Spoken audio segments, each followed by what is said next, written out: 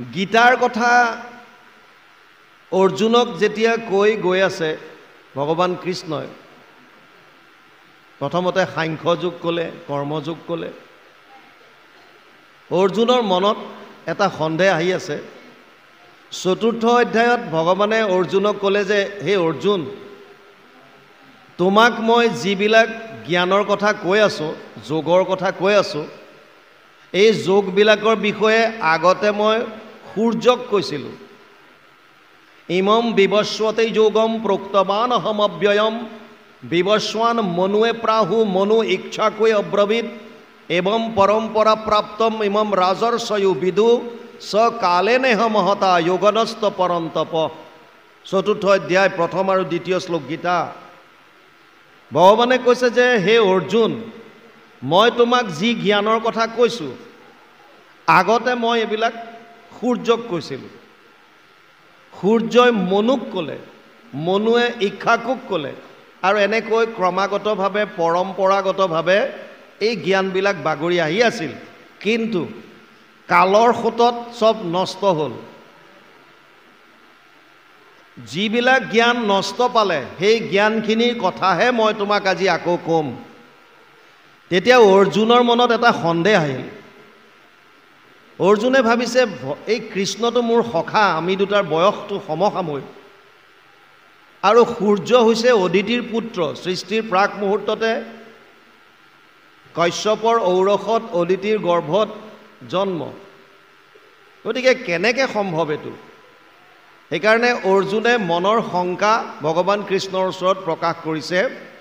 অপৰম ভৱতু জন্ম পৰজন্ম বিবস্বত কথম এতৎ বিজানীয়ম ত্বম আৱাহো প্ৰোক্তবানিতি। চতুৰ্থ অধ্যায় 4 নম্বৰ শ্লোক গীতা। হে সখা, হে কেশৱ, তোমাৰে মোৰে জন্ম একে সময়ত হৈছে, আৰু ভগৱান সূৰ্যৰ বহুত আগত, সূৰ্যৰ জন্ম বহুত আগত। তে হে প্ৰভু ভগৱান, তুমি কেনেকৈ লগ পালা সূৰ্যক, কেনেকৈ ক'লা?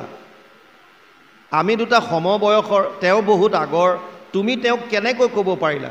এই কথাটো অৰ্জুনৰ মনত সন্দেহ হৈছে, আৰু এই সন্দেহটো নিৰাকৰণ কৰিবৰ কাৰণে প্ৰভু ভগৱন্তই কেতিয়া অৱতাৰ ল'বলগীয়া হয় এই কথাখিনি অৰ্জুনক ব্যক্ত কৰাৰ চলেৰে আমাক কৈছে। ভগৱান কৃষ্ণই কৈছে বহুনিমে ব্যতীতানি জন্মানি তবচা অৰ্জুন তানি অহম বেদ সৰ্বাণি না ত্বম বেত্থ পৰম তপ। চতুৰ্থ অধ্যায় 5 নম্বৰ শ্লোক গীতা। হে অৰ্জুন, বহুনিমে ব্যতীতানি জন্মানি তবচা অৰ্জুন, তোৰে মোৰে আগতেও বহুবাৰ জন্ম হৈছে। তানি অহম বেদ সৰ্বাণি না ত্বম বেত্থ পৰম তপ।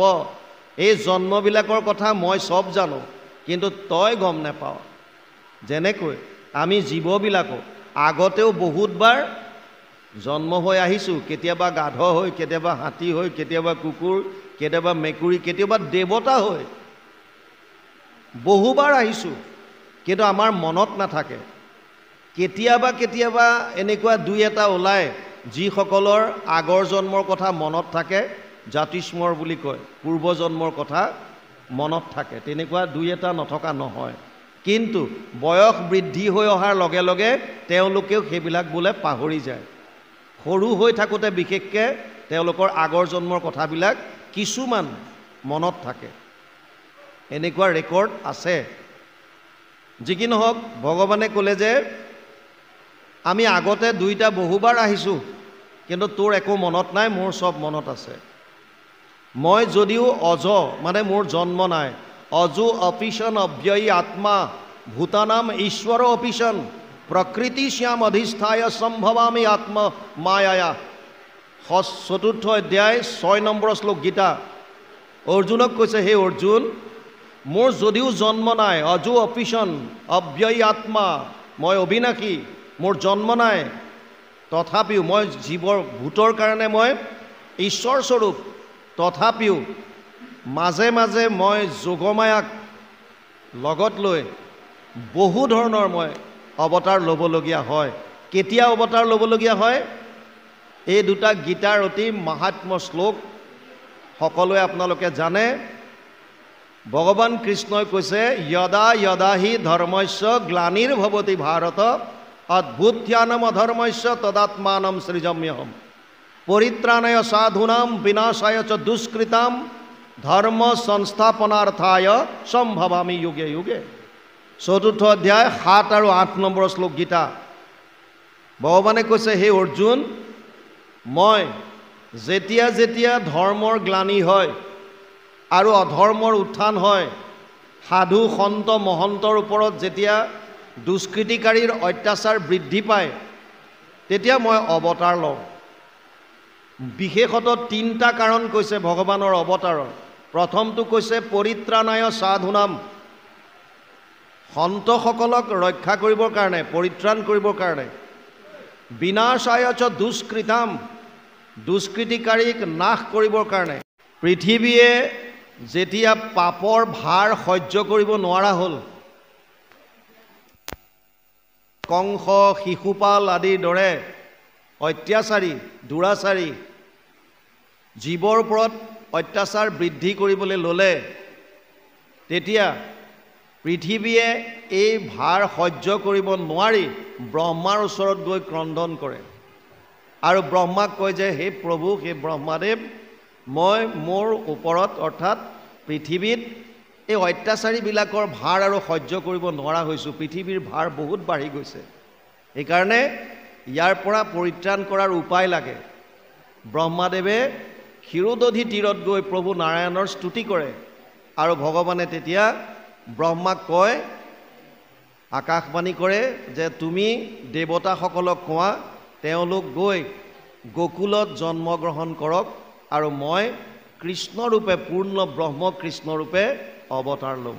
আৰু সেইকাৰণেই তেওঁ আহি অৱতাৰ লয় বসুদেৱৰ ঔৰসত দৈৱকীৰ গৰ্ভত। এতিয়া কৃষ্ণ অৱতাৰ হৈ গ'ল। আমাৰ পাঠ যি চলি আছে, মই এতিয়া পাঠৰ লগে লগে যাম। কৃষ্ণ অৱতাৰ হওঁতে তেওঁ প্ৰথমতে চতুৰ্ভুজ ৰূপ ধাৰণ কৰিলে। চতুৰ্ভুজ ৰূপ ধাৰণ কৰাৰ লগে লগে কংসৰ কাৰাগাৰত এটা বিৰাট প্ৰকাণ্ড জ্যোতি হৈছে। বসুদেৱ দৈৱকীয়ে যেতিয়া প্ৰভু ভগৱন্তৰ দৰ্শন পাইছে, পাই স্তুতি কৰিবলৈ লৈছে, স্তুতি কৰাৰ পাছত ভগৱানে বসুদেৱ আৰু দৈৱকীক পূৰ্বজন্মৰ কথা কৈছে। সেইকাৰণে ভাগৱতেও আমাক এইটো কথা গেৰেণ্টি দিয়ে যে পূৰ্বজন্ম আছে। আমি যে আগতেও আহিছোঁ, ইয়াৰ প্ৰমাণ ভাগৱতে দিছে। ইয়াত ভগৱান কৃষ্ণই নিজ মুখে কৈছে, স্তুতি কৰাৰ পাছত যেতিয়া ক'লে যে তুমি শংখ চক্ৰ গদা পদ্ম যি 4 অস্ত্ৰ যি প্ৰকাশ কৰিছা, এয়া লুকুৱাই দিয়া, কাৰণ কংসই দেখা পালে তোমাক বধ কৰিব। সেইকাৰণে তাৰ পাছত ভগৱান কৃষ্ণ এতিয়া বসুদেৱ দৈৱকীৰ আগৰ জন্মৰ কথা কৈছে, তেওঁলোক কোন আছিল। ইয়াত কৈছে, উপৰি জন্মৰ কথা শুনা দুয়ো প্ৰাণী, পূৰ্বত আছিলা তুমি পৃষ্ণী নামে সতী, বসুদেৱ আছিলা সুতপা প্ৰজাপতি। বসুদেৱ সুতপা নামে এজন প্ৰজাপতি আছিল আৰু তেওঁৰ পত্নী আছিল পৃষ্ণী। তেওঁলোকে বহু বছৰ ধৰি প্ৰভু নাৰায়ণৰ তপস্যা কৰে। এই তপস্যাত সন্তুষ্ট হৈ ভগৱানে তেওঁলোকক দৰ্শন দিয়ে। পৃষ্ণী আৰু সুতপাই ভগৱানক যেতিয়া, প্ৰভু ভগৱন্তই যেতিয়া কয় তোমালোকৰ স্তুতিত মই সন্তুষ্ট হৈছোঁ, কি বৰ লাগে কোৱা, তেতিয়া কৈছিল যে তোমাৰ দৰে সন্তান এটি লাগে। ভগৱানৰ দৰে তেওঁৰ নিচিনা এটা সন্তান তেওঁলোকে বিচাৰে। প্ৰভু ভগৱন্তই চিন্তা কৰিলে, মোৰ সমান পৃথিৱীত আৰু কোনো নাই, কোটি কোটি ব্ৰহ্মাণ্ডৰ অধিকাৰী যিজন, তেওঁৰ সমান আৰু বেলেগ কোনো নাই। গতিকে তেওঁতো তেতিয়া কথা দিলে তথাস্তু বুলি। পিছত চিন্তা কৰিলে যে মোৰ সমান সন্তান মই ক'ৰ পৰা আনি দিম। সেইকাৰণে তেওঁ নিজে আহিবলৈ বাউন হৈ গ'ল, বাধ্য হৈ গ'ল। কাৰণ প্ৰভু ভগৱন্ত ভকতৰ অধীন, অহম ভক্ত পৰাধীন। সেইকাৰণে তেওঁ আহিবলৈ বাধ্য হ'ল। আৰু এতিয়া কৈছে যে তোমালোক আগতে সুতপা নামে প্ৰজাপতি আছিলা, আৰু দৈৱকীক কৈছে তুমি পৃষ্ণী নামৰ সতী আছিলা। সৃষ্টি কৰিবাক ব্ৰহ্মা দুইকো আদেশিলা, শুনি দুয়ো প্ৰাণী ঘোৰ তপ আচৰিলা, সহিলাহা হিম মহা ৰৌদ্ৰ বৃষ্টি বাত, বায়ুভক্ষী থাকি কতো ভুঞ্জি পকাপাত। বহুত কষ্ট কৰি তোমালোকে আৰাধনা কৰিছিলা ঈশ্বৰক।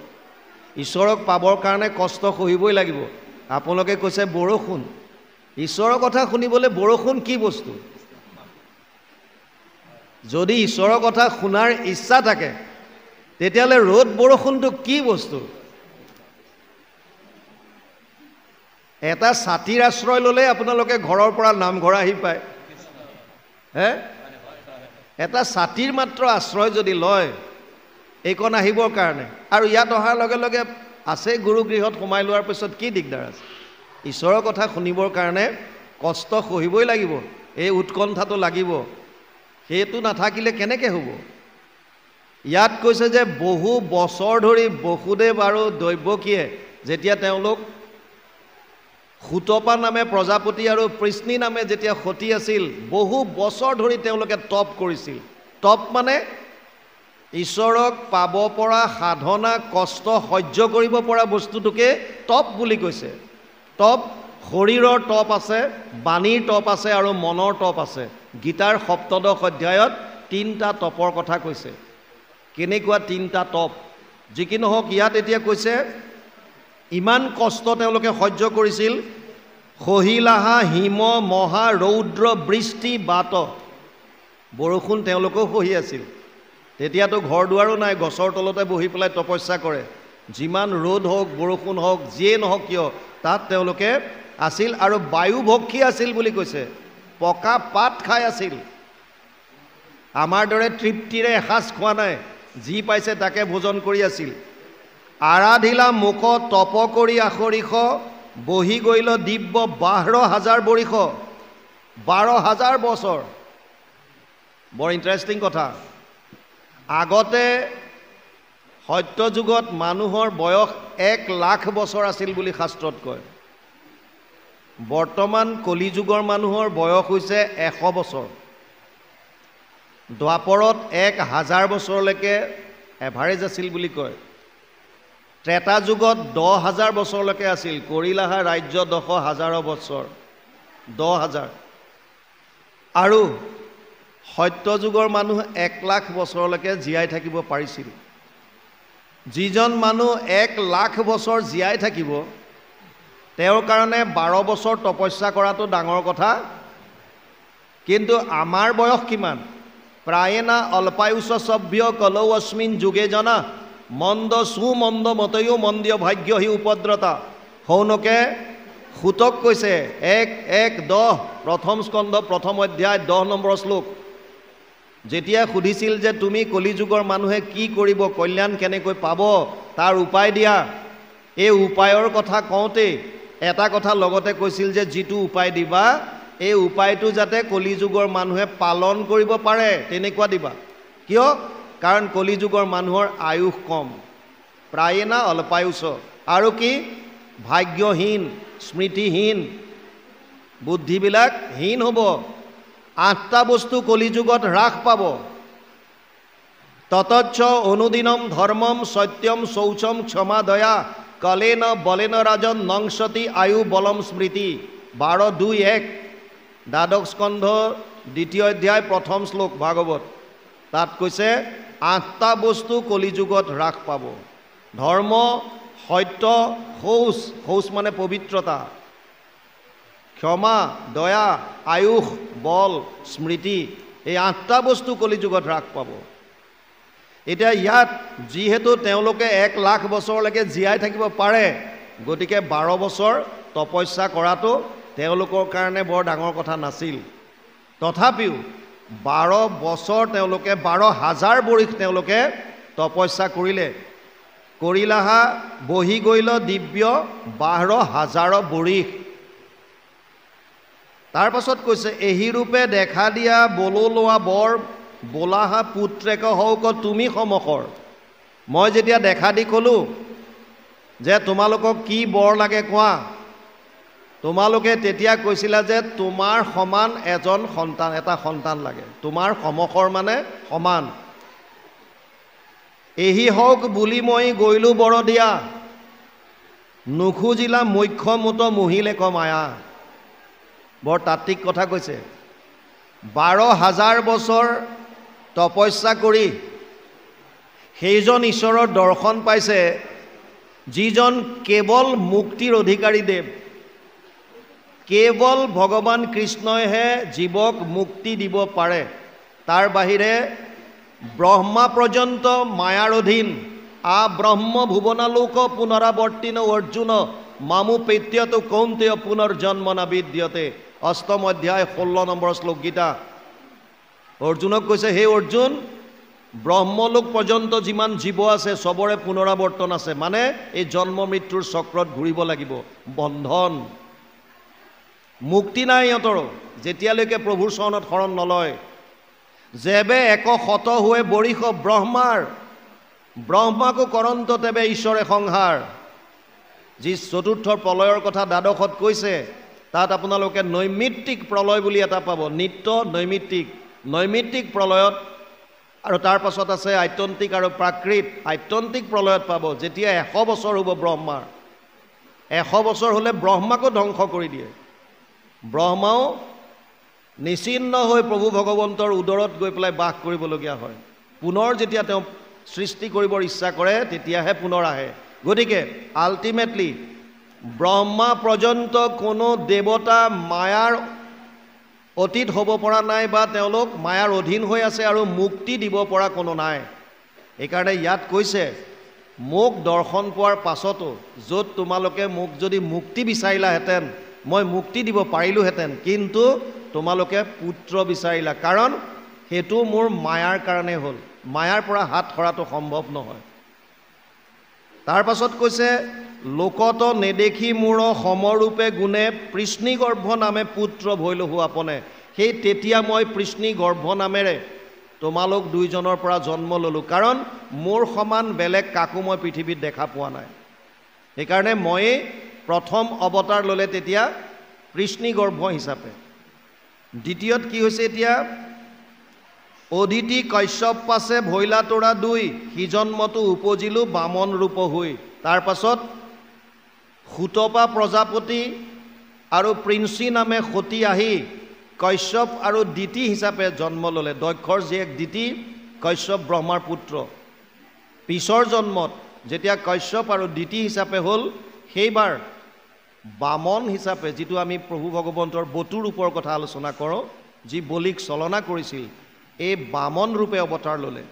ইয়াত কৈছে, তৃতীয় জন্মতাবে নিজৰ ৰূপ ধৰি উপজিলোঁ তোমাতে সত্যক ৰক্ষা কৰি। আৰু এইবাৰ তৃতীয় জন্মত মই নিজে, ভগৱান কৃষ্ণই নিজ ৰূপে আহি অৱতাৰ লৈছোঁ বুলি ভাগৱতে কৈছে। গতিকে যিজন দ্বাপৰৰ কৃষ্ণ সেইজনে যে পূৰ্ণ ব্ৰহ্ম, ইয়াত কোনো সন্দেহ নাই। কাৰণ গীতা ভাগৱত এই সকলোৱে তেওঁকেই শ্ৰেষ্ঠ আৰু তেওঁৱেই পৰম ব্ৰহ্ম হিচাপে স্বীকৃতি দিছে। গীতাত নিজ মুখে অৰ্জুনক কৈছে যে মত্ত পৰতৰম নান্যত কিঞ্চিদ অস্তি ধনঞ্জয়, মই সৰ্বমিদম প্ৰোতম সূত্ৰে মণিগণায়ব। সপ্তম অধ্যায় 7 নম্বৰ শ্লোক গীতা। তাত কৈছে, হে অৰ্জুন, মোতকৈ শ্ৰেষ্ঠ আৰু কোনো নাই, ময়ে শ্ৰেষ্ঠ।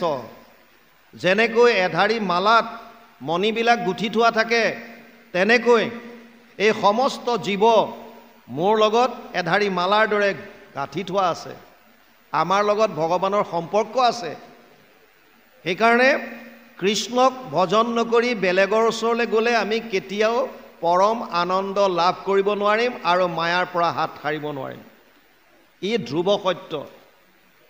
কাৰণ আমাৰ মানুহৰ জীৱনৰ মূল লক্ষ্য হৈছে এটা, কেনেকৈ মায়াৰ পৰা পৰিত্ৰাণ পাব পাৰোঁ আৰু পৰম আনন্দ লাভ কৰিব পাৰোঁ। আপোনাক মোক লাগে কি? আমি বিচাৰোঁ কি জীৱনত? আনন্দ।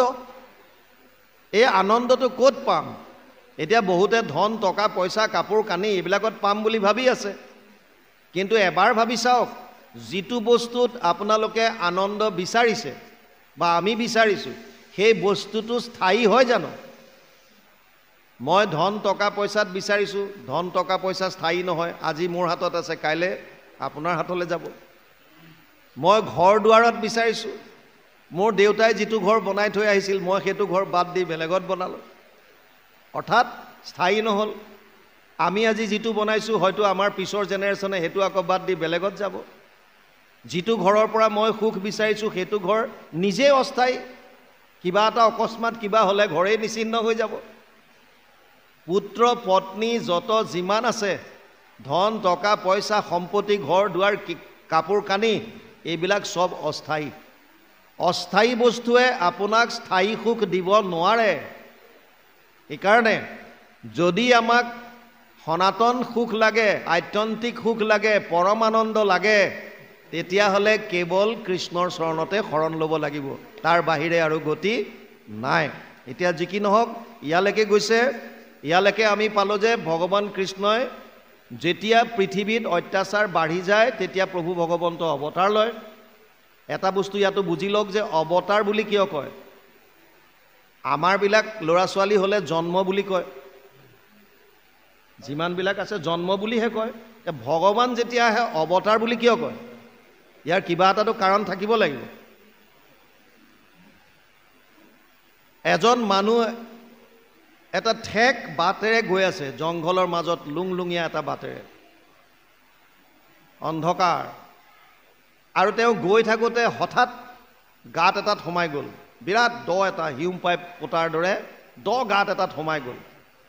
গাঁতটোৰ পৰা এতিয়া ওলাব পৰা নাই, আৰু ওলাব নোৱাৰাৰ কাৰণে জোৰত জোৰত চিঞৰি আছে, বচাওক বচাওক বচাওক। উপায় নাই মানুহজনৰ, নিজে ওলাব পৰা নাই। তেনেকুৱাতে সেইফালেদি বেলেগ এজন মানুহ গৈছে, হাতত পোহৰ আছে, আৰু তেওঁ কাৰোবাৰ আৰ্তনাদ শুনিছে, চিঞৰা শুনিছে। তেওঁ ধৰি লওক হাতত টৰ্চ লাইট আছে, টৰ্চ মাৰি চালে, দেখিছে গাঁতত মানুহ এটা পৰি আছে। এতিয়া পিছৰ মানুহজনে যদি ইচ্ছা কৰে নিজে গাঁতটোত নামিব, নামি ইয়াক উঠাব, তাৰ কাৰণে সাধন বনাই ল'ব, জখলা ল'ব, বাঁহৰ কিবা লগাব। নিজে ইচ্ছা কৰে যদি, তেতিয়া তেওঁ নিজে অৱতৰিত হৈ এই তলত চিঞৰি থকা মানুহজনক উদ্ধাৰ কৰি আনিব পাৰে। আৰু ইচ্ছা নকৰিলে তেওঁ নানামিবও পাৰে, চিঞৰি আছো চিঞৰি থাক, মোৰ কি আহে যায়। যদি তেওঁ নিজে অৱতৰিত হয় আৰু যদি এই আৰ্তনাদ কৰি থকা মানুহজনক উদ্ধাৰ কৰে, এই নিজে অৱতৰিত হোৱাজনকে ভগৱান বুলি কৈছে। তেওঁৰ ইচ্ছামতে পৃথিৱীলৈ আহে, অৱতৰিত হয় কাৰণে অৱতাৰ বুলি কৈছে। আৰু আমিবিলাক এই আগৰটো যিটো গৈ থাকোঁতে হঠাৎ সোমাই গ'লোঁ, কিয়? আমাৰ যিটো যোনি পাওঁ সেই যোনিটো কৰ্মৰ সূত্ৰৰ দ্বাৰা পাওঁ। আপুনি মই যিমানবিলাক কৰ্ম কৰি আছোঁ, এই কৰ্মবিলাকৰ বিপৰীতে একোটাকৈ ফল জমা হৈ থাকে। অনিষ্টম ইষ্টম মিশ্ৰম চ ত্ৰিবিধা কৰ্মনা ফলম, অষ্টাদশ অধ্যায় 12 নম্বৰ শ্লোক গীতাত লিখা আছে। তিনি ধৰণৰ ফল আছে, এটা ভাল, এটা বেয়া, এটা মিশ্ৰিত। আমি যিমানবাৰ মানুহ হৈ আহিছোঁ, সিমানবাৰ যিমান কৰ্ম কৰিছোঁ, এই কৰ্মৰ ফলবিলাক প্ৰত্যেকটো জীৱৰ এগেইনষ্টত চব লিখা আছে। সেই বস্তুটোকে সঞ্চিত কৰ্ম বুলি কয়, মানে সঞ্চয় হৈ আছে। আজিকালি সঞ্চয় গোট যেনেকৈ আছে, টকা মাহিলী জমা কৰে, সেইটো সঞ্চয়ত আমাৰ জীৱৰ প্ৰতিটো মুহূৰ্তৰ কৰ্ম, অকল যে বাহ্যিক কৰ্মটো কৰে তেনেকুৱা নহয়, মনত কি ভাবি আছে এইটো নোট হয়।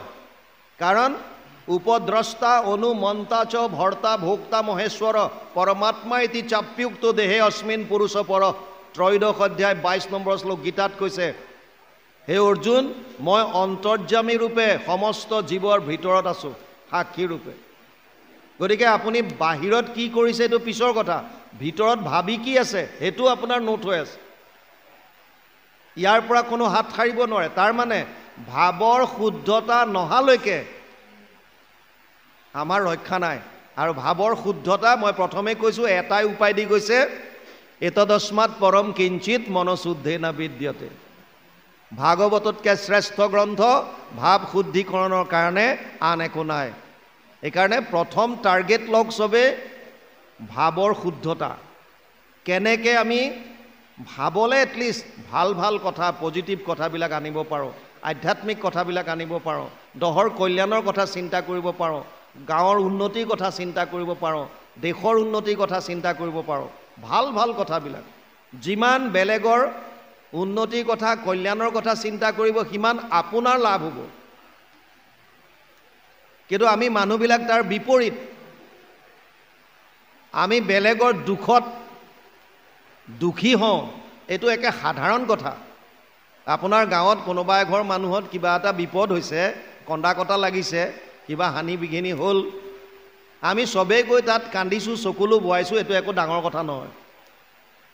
ডাঙৰ কথা সেইটো যদি সেই ঘৰ মানুহে হঠাৎ 20 লাখ টকাৰ এটা লটাৰী লাগি গ'ল, তেতিয়া আপুনিও টিকেট লৈছিলে দুটাই দুটা, আপুনি প্ৰাণ খুলি হাঁহিব পাৰিছে নাই?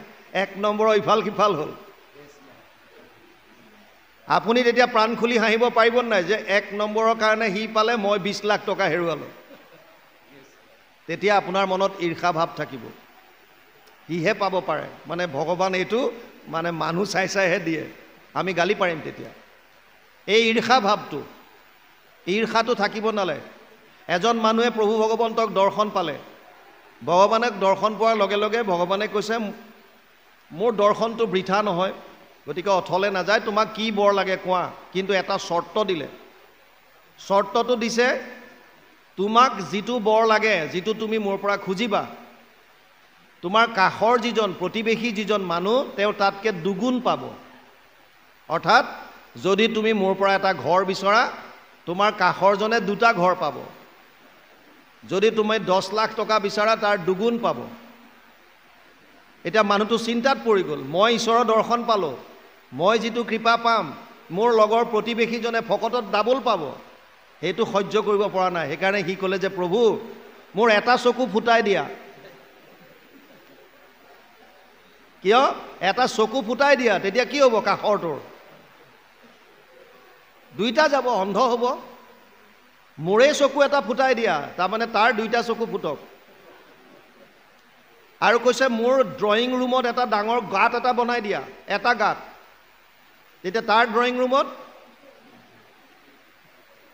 যেতিয়া অন্ধ হ'ব, ড্ৰয়িং ৰুমত দ 2টা গাঁত থাকিব, কোনোবা পাকতটো পৰি পেলাই খতমেই হ'ব, সেইটো আশা। তাৰমানে আমি বেলেগৰ উন্নতি দেখিব নোৱাৰোঁ, লাগিলে আমাৰ কয় নহয় নিজৰ নাক কাটি সতিনীৰ যাত্ৰা ভংগ কৰাৰ নিচিনা। আমি নিজে কষ্ট কৰি হ'লেও আনৰ সুখটোক আমি সহ্য কৰিব নোৱাৰোঁ, সিহঁতে দুখ পাওঁ। এই ঈৰ্ষাবিলাক বাদ দিব লাগিব। এতিয়া ভগৱান কৃষ্ণই অৱতাৰ তেতিয়া লয় যেতিয়া কোনোবা বিপদত পৰি তেওঁক আকুলতাৰে যেতিয়া চিন্তা কৰিব, আকুলতাৰে মন পবিত্ৰ আৰু পবিত্ৰ হৈ আপুনি যেতিয়া চকু পানী বোৱাব কৃষ্ণৰ নামত, প্ৰভু ভগৱন্তৰ নাম শুনিলে যেতিয়া হাতৰ নোম ডাল ডাল দিব, চকুৰে যেতিয়া চকু পানী বব, তেতিয়া গম পাব যে মই ভক্তি মাৰ্গত সঁচাকৈ আগবাঢ়িব পাৰিছোঁ। আৰু তাৰ পাছত প্ৰভু ভগৱন্তই আপোনাক দৰ্শন দিব। এতিয়া হয়তো পীতাম্বৰ বস্ত্ৰ পৰিধান কৰি হাতত বংশী লৈ পেলাই আপোনাৰ ওচৰলৈ নাহিব পাৰে। আপোনাৰ হৃদয়ত যিদিনাই পৰম আনন্দৰ অনুভূতি আহিব, যিদিনাই আপুনি হৃদয়ত পৰম আনন্দ লাভ কৰিব পাৰিব, যেতিয়াই সৰু সুৰা সংঘাতবিলাকে আপোনাক কোনো প্ৰভাৱ পেলাব নোৱাৰিব, সেইদিনাই আপুনি গম পাব যে মই প্ৰভু ভগৱন্তৰ দৰ্শন পাইছোঁ। আৰু ভক্তৰ ৰূপততো প্ৰভু ভগৱন্ত ভ্ৰমণ কৰিয়ে থাকে, সেইকাৰণে কলিযুগক ভক্তক প্ৰধান কৰি থৈ গৈছে গুৰুজনাই।